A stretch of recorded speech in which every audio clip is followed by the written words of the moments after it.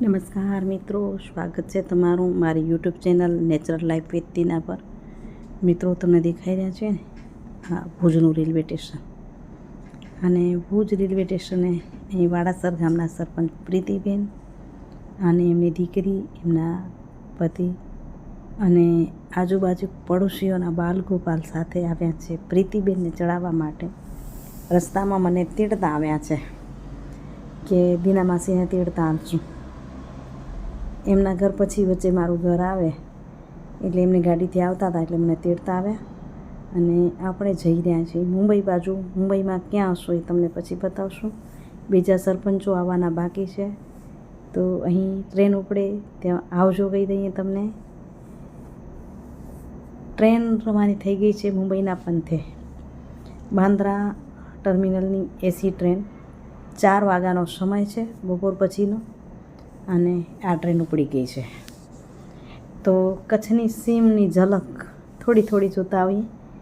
આ કૂકમાંથી આગળનો વિસ્તાર છે, જ્યાં ખારેકના બગીચા, દાડમના બગીચા અને આંબા કેરીના બગીચા પણ છે. પણ આ બાજુ વિશેષ ખારેકના બગીચાઓ દેખાય છે, એની આપણે એક ઝલક લઈએ. રતનાલ અને કૂકમા વચ્ચેનો આ રસ્તો જઈ રહ્યો છે. આપણે વધી રહ્યા છીએ મુંબઈ જવાના પંથે અને હવે આવી ગયું છે આ રતનાલ ગામ. રતનાલ આવતાની પહેલાં 2 તળાવ આવે. 2 તળાવની વચ્ચે જો મસ્ત ચબૂતરો, ચબૂતરા પાસે પંખી મસ્ત ચણતા હતા.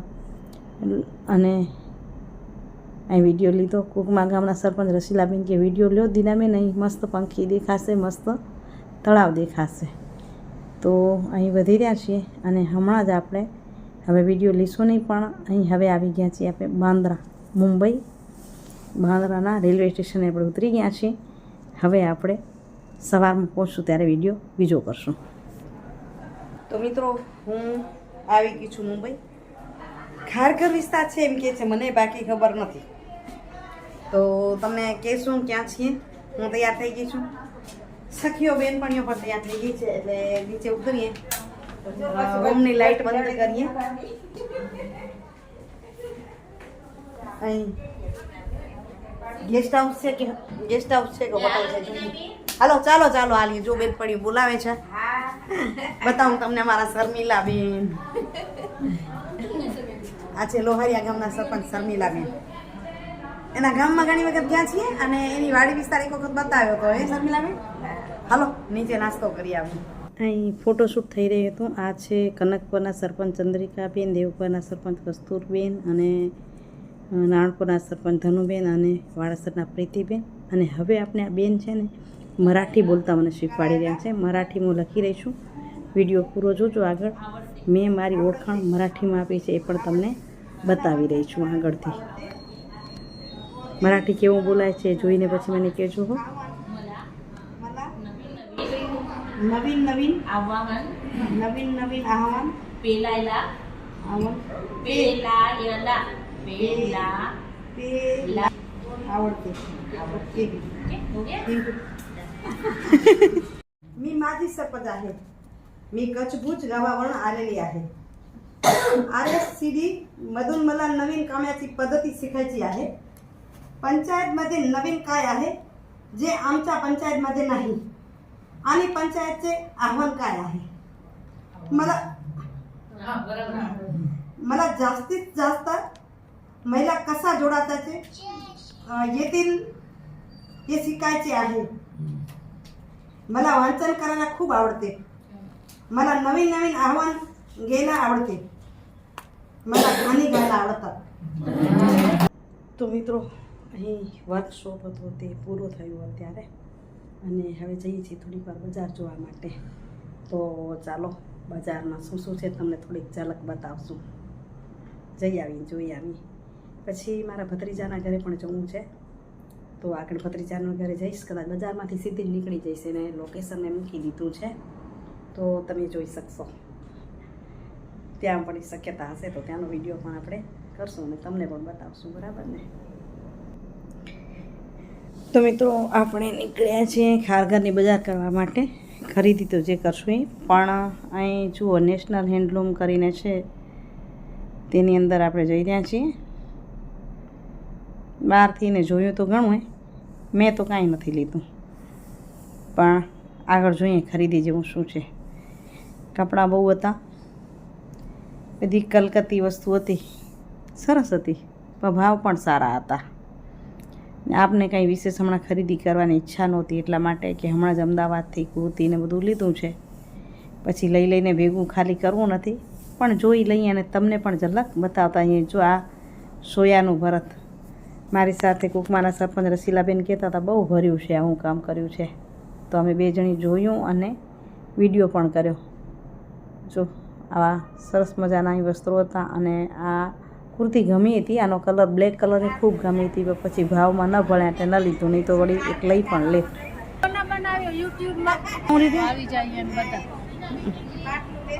આરી હા અહીં ગીતાબેન કે વિડીયો કરો મારો, સાંભળ્યું ને કહેતા હતા, તો પછી કીધું ચાલો તમારો વિડીયો કરી દઈએ. કસ્તુરબેન અને ગીતાબેન બેનપણીઓ બંને, દેવપરના સરપંચ અને સત્તાપરના સરપંચ. ચલો અહીં જોતા જોતા બહાર નીકળી છે. હજી પછી બાજુમાં પટેલ ગેનો ઝલક બતાવે. હેડા હેડા આણે ગેના પટેલ હેરિટેજ આખી જગ્યાએ એટલો ઝૂમ કરે.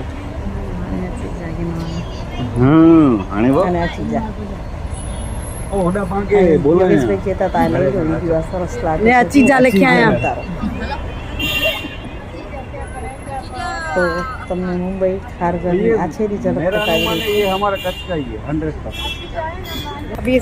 અહીંથી આગળ બજારમાં વધ્યા છે. બજારમાં જોવા જઈ રહ્યા છીએ બધા. જ્યાં મેળ આવે ત્યાં બતાવતી જાઉં. તમે અહીંના ભોંયા હશો, ખારગરના મારા ફોલોશો તો ચોક્કસથી મને જણાવજો, બરાબર. હું આજ અને કાલે એમ 2 દિવસ ખારગરમાં છું. કદાચ તમારી પાસે વિડીયો આવે ત્યારે નીકળી પણ ગઈ હું, એવું પણ બને. અહીંથી જાઉં છું મારા ભત્રીજાના ઘરે. તો મિત્રો બજારમાં કાંઈ લીધું તો નહીં, આટા મારી આવી જોઈ અને પછી અહીં મારા ભત્રીજા રહે છે. જામથળા અમારો પરિવાર છે ને, ઘણી વાર બતાવ્યું છે, જામથળાના વિડીયો પણ ઘણી વાર બતાવ્યા છે. તો ત્યાં અમારા જેઠ જયેશભાઈના દીકરા અહીં રહે છે, 3 સગા કાકા જેઠ થાય મારા. એમના દીકરા લેખિતભાઈને ઘરે હું આવી છું. ને લેખિતભાઈની દીકરી જીયા મારી બહુ ફેન છે. દેખાય જીયા? હે જીયા? હા તો જો જીયાને પગમાં લાગી ગયું છે, એટલે બેસવું કઠણ લાગે છે, પણ મને દેખીને બહુ ખુશ થઈ ગઈ છે. એ જીયા મજા આવી ગઈ ને હું આવી ત્યાં. જો મને છે ને એક વાર જામથળા આવી, મને ખ્યાલ નહોતું. ગઈ સાલ 1 વર્ષ થઈ ગયું ત્યારે દૂરથી આવીને મળવા આવી. મને કે બા તમે વિડીયો બનાવો છો ને, હું તમારો વિડીયો જોઉં છું. મજા આવી જાય. આવી પોતરી મળે તો અહીંયા. અને અહીંયા મારો પોતરો જો વિડીયો કરો ને જોવા આવે છે, પંથ. અને સામે મારો ભત્રીજો લેખી. અમારો પરિવાર જોતો હશે તો ઓળખતો હશે, બીજા કોઈ ઓળખતા હો તો પણ કમેન્ટ કરીને જરૂરથી કહેજો. પછી અમારા ભત્રીજા બહુ બતાવશું. અત્યારે સુવિચાર લેવાનો બાકી રહી ગયો છે, તો સુવિચારની વાત કરું, ટૂંકો જ સુવિચાર કહી દઉં તો એમ કહી શકાય કે વર્ષોથી સાચવેલા સંબંધોને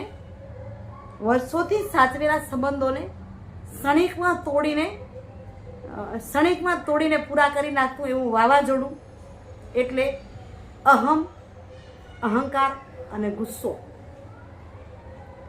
આ 3 વસ્તુ માણસના સંબંધોને તોડી નાખે. તમારી અંદર અહંકાર ભરેલો હોય તો એ સંબંધો સાચવી ના શકો. હું આવી છું મારા કામને લઈને, તો મને પરિવાર પ્રત્યેની જે લાગણી છે એ લાગણી માટે મેં જો ફોન ના કર્યો તો એને ખબર ના પડત ને. હું એક અહંકારમાં કહું કે હું નહીં જાઉં તો હાલશે, જઈને શું ફાયદો, ફોન કરી લીધો તો પતી જશે, તો આ સંબંધોને હું ક્યારેય જાળવી ન શકું. મને એમ છે મારી લાગણી છે, અને એમને પણ એટલી લાગણી છે એટલે દૂર સુધી તેડવા આવ્યા. પોતે કામોઠા રહે છે, મને ખારગર સુધી લેવા આવ્યા. એ લાગણી આ સંબંધોને સાચવી રાખે છે. તો આજના સુવિચારની વાત એ જ કે આપણે એ વાવાઝોડાને આવવા નથી દેવાનું. આપણે પ્રેમ લાગણીને આગળ વધારવાના છે. તો જો વળીને પંથ આવે જોવા.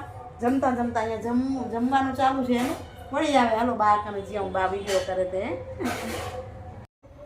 સામેની ભીત પર ટીંગાતું ફોટું જે જોઈને કદાચ આંસુ સરી પડે. આ અમારા જેઠ છે, જયેશભાઈ દેવજીભાઈ ધોળું.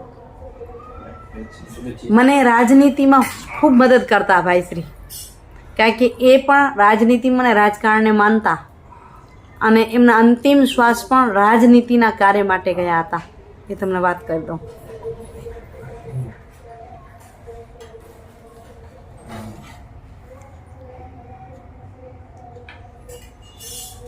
જો અહીંયા અત્યારે જમવા બેઠો છે, જરાક બોલશો એટલે વળી પાછો ઊભો થઈને મારી પાસે આવશે. જમવાનું તૈયાર થઈ ગયું છે, જમી લઈ. અહીંયા મનગમતો ખોરાક ખાવા માટે આવી છું છે ને, ખીચડી રોટલા ને કઢી. આઈટમો ત્યાંય મળતી હતી, આપને ત્યાં આઈટમો નહોતી ખાવી. ને આ મારા ભત્રીજા બહુ છે, જે ઓળખતા હોય કમેન્ટ કરીને કહેજો.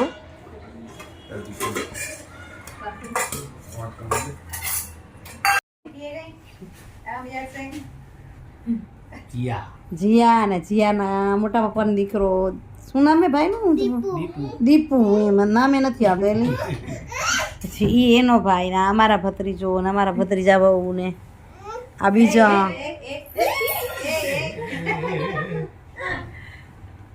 આ 3 ભાઈ જયેશ બાપુજીના દીકરા. એ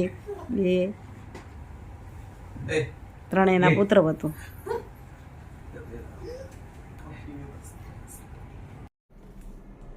તો મિત્રો વાગ્યા છે રાત્રના 11 અને ભત્રીજાના ઘરેથી આવી ગઈ પાછી. એ તમને પણ બતાવ્યા. એમાંથી કેટલાને તમે ઓળખો છો કમેન્ટ કરીને જરૂરથી કહેજો. આજનો વિડીયો કેવો લાગ્યો એ પણ કમેન્ટ કરીને જરૂરથી કહેજો. સારો લાગે તો શેર કરજો, લાઈક કરજો.